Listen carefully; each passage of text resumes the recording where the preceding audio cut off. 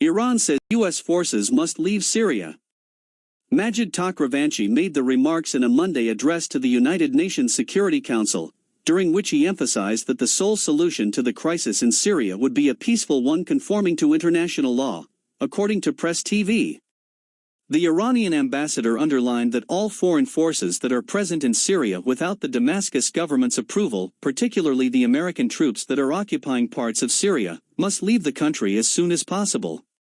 Takht-Ravanchi also strongly condemned frequent attacks by U.S. forces and Israel in Iraq and Syria, noting that such illegal measures only worsen the situation in an already tense region. He also called on the international community to put an end to Israel's military adventurism in the region. Iran has long criticized U.S. military presence in Syria. In late February, Iran's foreign ministry spokesman Saeed Khatibzadeh condemned American attacks on areas east of Syria, saying the illegal bases run by American forces in the country are used to train terrorists for later use against the Syrian government. Illegal American bases on the Syrian soil are training terrorists and using them as a means against the Damascus government, Khatibzadeh said. Speaking at a Security Council meeting on Syria in November, Takht-Ravanchi said the U.S. is plundering the Syrian nation's wealth and oil resources while supporting terrorist groups in the Arab country, calling for an immediate and unconditional withdrawal of American troops from the war-ravaged country. He added that the full, immediate and unconditional withdrawal of the U.S. forces from Syria is essential.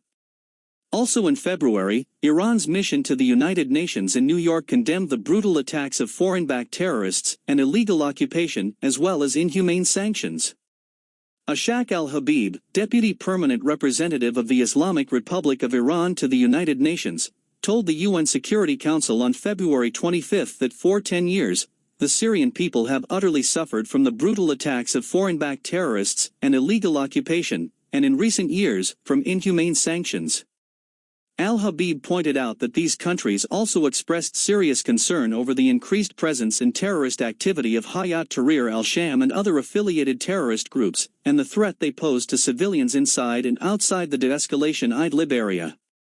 The Iranian diplomat also took a jab at U.S. sanctions on Syria, saying these sanctions will only prolong the crisis and inflict more pain on the Syrian people.